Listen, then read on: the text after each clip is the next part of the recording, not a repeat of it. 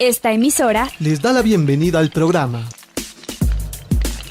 Encuentros con la Filosofía, para conversar poniendo en duda nuestras certezas, con la participación abierta de profesores de la Universidad Politécnica Salesiana, de la Universidad Central del Ecuador, de la Universidad Andina Simón Bolívar.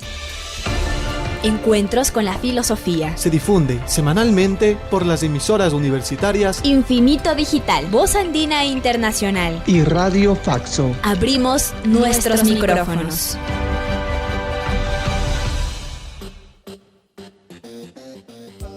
Bienvenidos y bienvenidas al programa Encuentros con las Filosofías. Les saluda Edison Aguilar Santa Cruz. Es un gusto encontrarnos esta semana en la serie temática Estética, presentada por Fernando Albán. Una serie temática tiene el propósito de acercarnos a temas filosóficos poco conocidos o ignorados y propiciar diálogos con otros saberes, conocimientos y otros territorios de pensamiento. Saludo a Tito Chela en la cabina de Radio Voz Andina Internacional. Doy la bienvenida a Fernando Albán, quien estudió literatura en la PUCE y luego filosofía y lingüística en Lyon y en París, Francia. Fundador y miembro del comité editorial de la revista de ensayo y poesía País Secreto, editor de la revista de teatro experimental El Gong y director de las revistas Transhumante y Elipsis. Autor-editor de los libros colectivos La Cuadratura del Círculo, 4 ensayos sobre la cultura ecuatoriana, 2006, Fulgor del Instante, aproximaciones a la poesía de Iván Carvajal, 2008. Ha publicado los siguientes libros: La Utopía Republicana, 2011, El Sujeto y la Ley, 2012, Pasos de Frontera, 2014, El Poemario Iris Negro, 2016, La Mirada Animal, 2019, y en 2023, César Vallejo, el poeta, el cronista, entre poética y política. Desde el 2000 hasta la actualidad, es profesor e investigador de la Pontificia Universidad Católica del Ecuador. Fernando Albán, como parte de la serie temática Estética, hoy nos presenta qué nos dice Freud sobre la estética. Bienvenido, Fernando. Muchas gracias. Seguimos con estos cursos que estamos transmitiendo a través de la radio y hemos llegado ahora a Freud, ¿no? al fundador del psicoanálisis, para hablar sobre arte y psicoanálisis, el arte o la interpretación estética freudiana.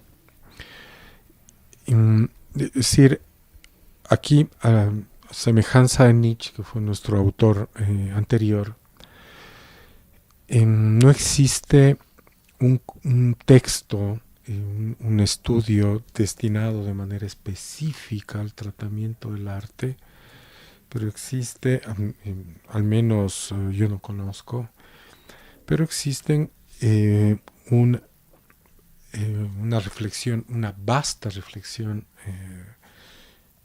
de Freud sobre obras de arte diseminadas a lo largo de toda su obra.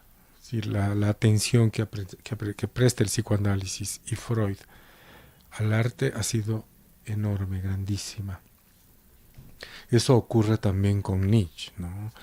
No tenemos un texto específico en Nietzsche en donde se aborde la problemática del arte en un sentido filosófico, pero sí hay una reflexión que está diseminada sobre el arte en Nietzsche, que está diseminada a lo largo de toda su obra, ¿no? Hay un interés grandísimo tanto en Nietzsche como en Freud sobre el arte, sobre la manera como éste funciona, sobre sus múltiples significados, sentidos más bien, habría que hablar más de sentido que de significado. En el caso de estos dos autores ya vamos a ver por qué. Entonces, hemos trabajado Nietzsche la vez pasada y ahora continuamos con Freud. Esto guarda cierta coherencia, puesto que hay bastantes vasos comunicantes, ya hablemos así en términos de Breton, entre el trabajo filosófico realizado por Nietzsche y el psicoanálisis instituido por Freud, ¿sí? Es decir, aquí hay muchos vínculos, muchísimos vínculos, más allá de se conoce que Freud de alguna manera ha ocultado esta relación de dependencia, no la ha hecho explícita, no la hace muy visible, pero es demasiado patente en sus textos. ¿Eran contemporáneos? ¿O no? No, es posterior Freud, y él toma muchísimo de Nietzsche, pero lo oculta. Bueno, entonces, y aquí una de los puntos de convergencia, digamos, entre Nietzsche y Freud en la reflexión sobre el arte tiene que ver con el tema del detalle, del fragmento, de la fragmentación, del cuerpo fragmentado, ¿ya? Es una de las convergencias, ¿no? de las instancias en donde el pensamiento de Nietzsche sobre el arte transita al cuerpo textual freudiano cuando reflexiona sobre el arte, ¿no? Bueno, entonces hay un libro al que me quiero referir, o no lo voy a hacer de forma explícita, va a estar de forma implícita presente en lo que yo diga acerca de la estética freudiana, y es un libro de Sarah Kaufmann que se llama La infancia del arte. Sarah Kaufmann es una filósofa francesa que invito a leer La infancia del arte, una interpretación de la estética freudiana. Ya es un libro extremadamente importante y para mí es crucial. Y también he extraído algunos pasajes, voy a parafrasearlos en realidad, ahora de mi libro La mirada animal, donde hay un apartado destinado a la estética freudiana, ¿no? Llamémoslo así. Bien, entonces, ¿qué es lo que empieza haciendo? ¿Por dónde empezar, no? Me gustaría empezar señalando una afirmación, una aseveración que hace Freud, y Freud dice: las obras de arte se expresan como si fueran sueños. Entonces hay una relación de analogía entre la manera como opera el sueño y la manera como operan las obras de arte. Esto tiene esta puesta en relación entre el sueño y la obra de arte, los sueños y las obras de arte, revela a su vez una de las cualidades o características del método freudiano. ¿Sí? El método freudiano consiste en mostrar continuidades entre instancias que suelen ser incompatibles o incluso contradictorias. ¿Ya? Entonces, crea puentes, ¿no es cierto? Crea puentes. ¿Y cuáles son esas instancias? El sueño y la vigilia, ¿sí? El inconsciente y el consciente, lo normal y lo patológico, el niño y el adulto, el salvaje y el civilizado. ¿Sí? Son instancias que tienen relación, que son excluyentes, que son contradictorias entre sí, pero que el psicoanálisis se esfuerza por establecer puentes, vínculos entre esas dos instancias que se excluyen mutuamente, recíprocamente. Esta es una característica del método psicoanalítico. Entonces, lo mismo nosotros nos podríamos quedar con esto para trabajar el tema del arte, ¿no? en Freud, en donde Freud de manera recurrente dice que las obras de arte funcionan como funcionan los sueños. Entonces ahí también se intenta establecer este vínculo y a partir de ahí nosotros vamos a ir avanzando, ¿sí? Es interesante este señalamiento y este inicio, puesto que uno de las obsesiones, yo diría, de las recurrencias de los surrealistas y en particular de Breton en su reflexión sobre el arte, sobre su propia actividad artística, pero también sobre los mecanismos que están puestos en juego a la hora de la producción artística surrealista, de los surrealistas en general, es que una de las cosas que pretendían los surrealistas es traer el sueño a la realidad. ¿Sí? ¿Y inspirados en quién? Inspirados en Freud, en la obra de Freud. ¿Por qué? Porque Freud hace esta analogía. Dice, las obras de arte funcionan como funcionan los sueños. Y cuando Freud analiza los sueños, este conjunto de textos maravillosos que se constituyen en torno del título La interpretación de los sueños en Freud, cuando Freud analiza los sueños, se esfuerza por unir el sentido manifiesto al sentido latente. ¿Ya? Entonces, en los sueños habrían dos instancias que el análisis psicoanalítico se esfuerza por unir. ¿Ya? Hay un sentido manifiesto, ¿sí? Y hay un sentido latente. Igual cosa ahora, si los sueños funcionan, o las obras de arte funcionan como los sueños,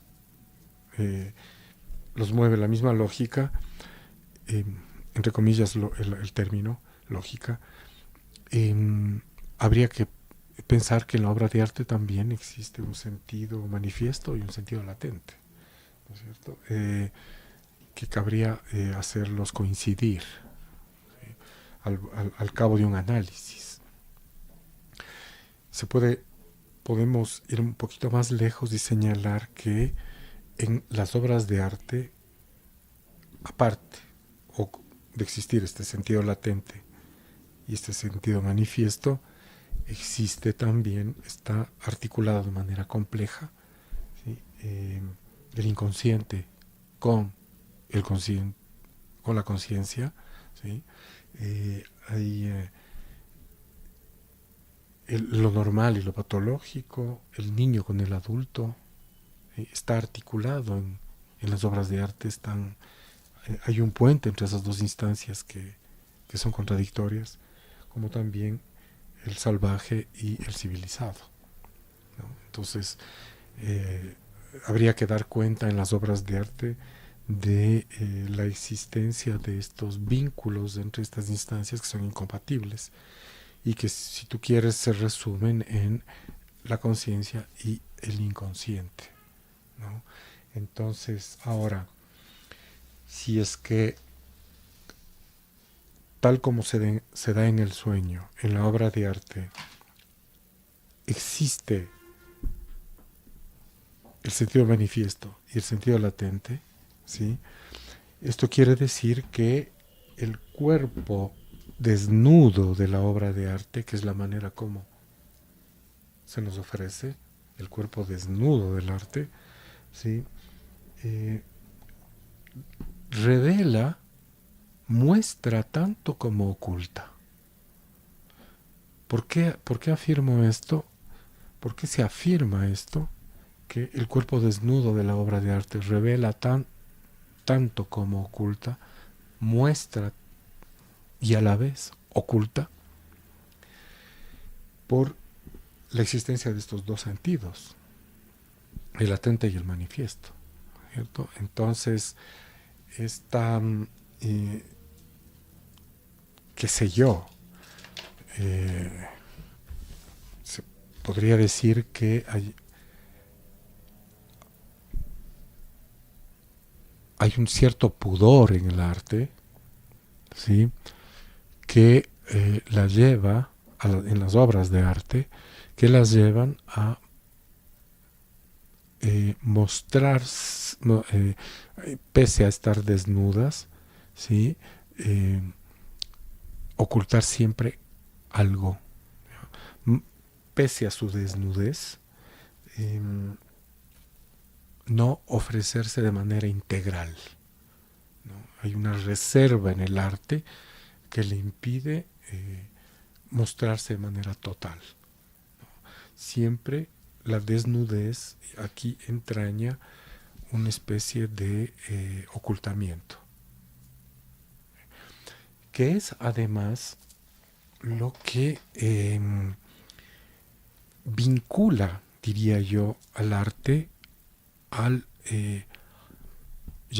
utilicemos de nuevo otro término para seguir con estas incompatibilidades que el psicoanálisis une, la lógica del deseo, ¿no? Si es que la exposición desnuda del cuerpo de la obra de arte ofreciera a este cuerpo, a la mirada del espectador, de manera integral, sin que exista ninguna reserva, sin ninguna dosis, digamos, de ocultamiento, no habría, en ese caso, las obras de arte ya no darían pie a interpretación alguna. ¿Por qué las obras de arte suscitan la interpretación así como lo hacen los sueños? Porque la exposición del cuerpo implica también una suerte de ocultamiento. Entonces, en la medida en que están estos dos elementos incompatibles están puestos en juego en el cuerpo de las obras de arte, estas suscitan la interpretación, ¿sí?, al igual que en el sueño. Entonces, y esto a su vez vincula la obra de arte a la instancia del deseo, ¿sí?, a la escena del deseo. Digamos que lo que es inherente al arte es el deseo, ¿cierto?, por esta relación de exposición y ocultamiento en un mismo cuerpo, ¿no?, en una misma desnudez. Bien, ¿qué es, según Freud, lo que en las obras de arte, cuál es el elemento que está suscitando el deseo? Es decir, en donde se anuda la exposición y el ocultamiento, la exhibición y el ocultamiento. ¿En dónde se localiza eso? En los detalles. Entonces, las obras de arte están tramadas por un sinnúmero de detalles que me gustaría a mí incluso asimilarle a porosidades. Es un cuerpo lleno de porosidades, el cuerpo estético, el cuerpo del arte, ¿no? Entonces, estas porosidades, son los detalles, ¿no? El arte se constituye gracias y a partir del detalle, de los detalles. O sea, aquí no se puede ocultar la influencia de Nietzsche en la reflexión que Freud realiza sobre el arte. ¿Ah? Entonces, digamos que si es que la obra de arte da pie a la interpretación, es gracias a los detalles que son inherentes, guardan una relación de inherencia con su cuerpo, con el cuerpo de las obras. Están a nivel de la piel del cuerpo artístico, ¿no es cierto? Entonces, estos detalles son, de alguna manera, son insignificantes. Estos son insignificantes. Ahí habría que tratar de jugar también en un plano escrito con el término, ¿no? ¿ya? Yo lo pondría en cursiva, es la manera como yo lo escribo, significante. ¿Ya? Porque además el detalle es pequeño, es del orden de lo mínimo, es lo que apenas se ve. ¿Sí? Entonces, este detalle insignificante que constituye el cuerpo de la obra, estos detalles insignificantes que constituyen el cuerpo de las obras, es lo que suscita la interpretación, ¿no es cierto? Y estos detalles, por lo tanto, adquieren la dimensión del síntoma, ¿no? Que es la manera como lo entiende Freud, ¿no? Son síntomas. Los detalles son síntomas. ¿Qué significa eso a su vez? Que remiten a lo reprimido. Los detalles que constituyen el cuerpo de las obras de arte y que suscitan la interpretación remiten a lo reprimido, puesto que Freud los trata como síntomas. Es decir, de alguna manera, eso quiere decir que, no de alguna manera, de todas las maneras, esto quiere decir que para el psicoanálisis, para Freud, el arte es indisociable de la represión, ¿ya? De la censura. No hay arte sin censura.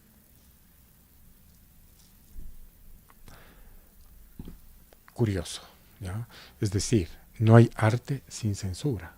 Eso es la lectura que yo hago de este punto al que nosotros hemos llegado, ¿no es cierto?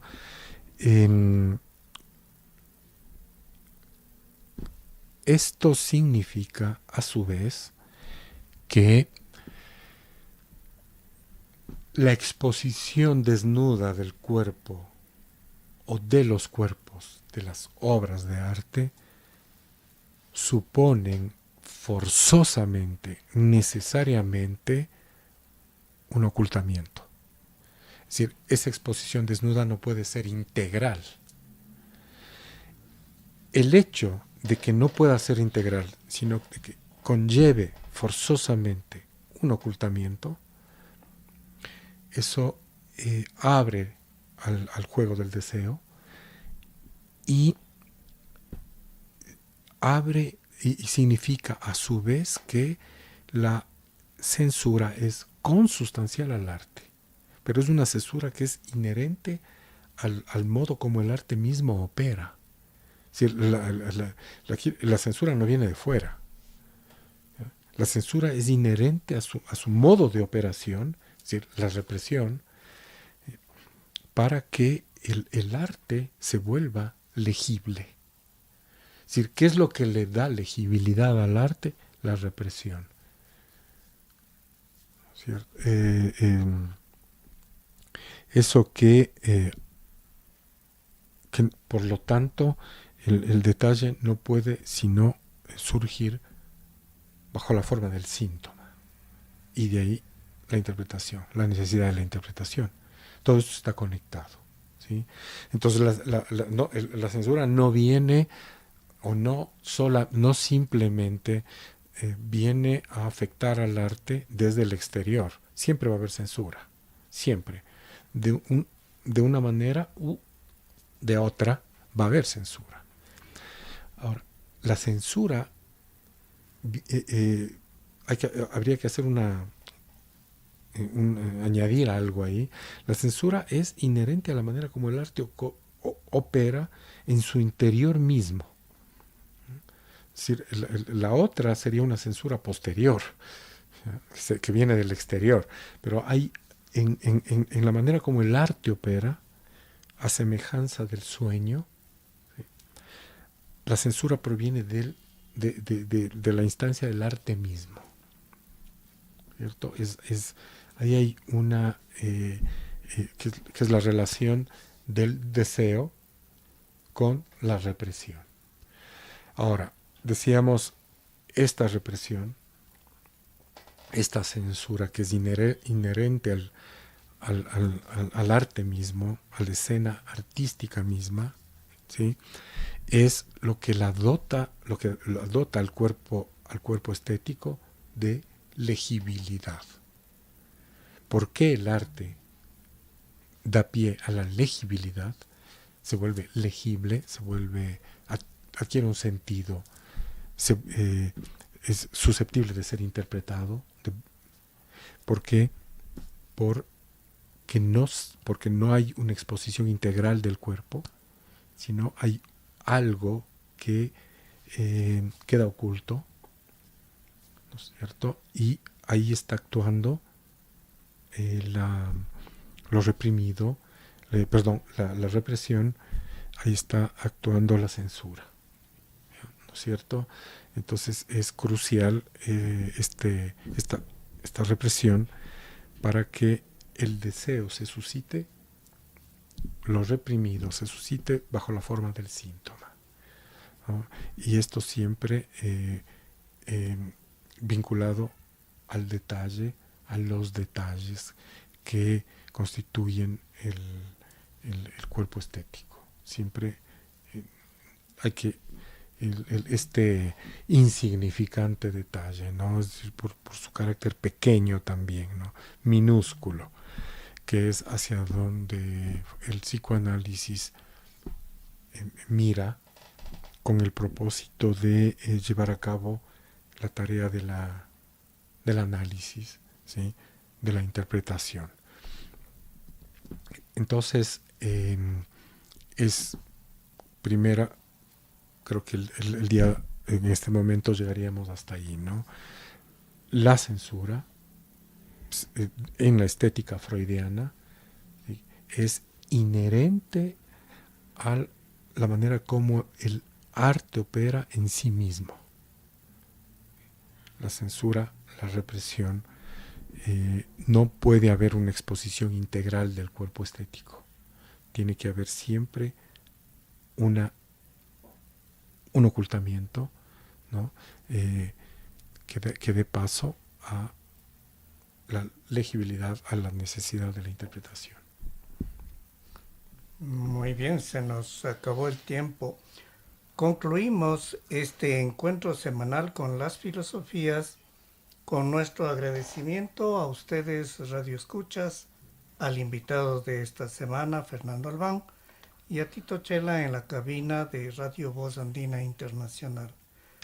Sus comentarios y sugerencias al correo electrónico encuentrosconlafilosofía@gmail.com. Hasta el próximo encuentro con las filosofías.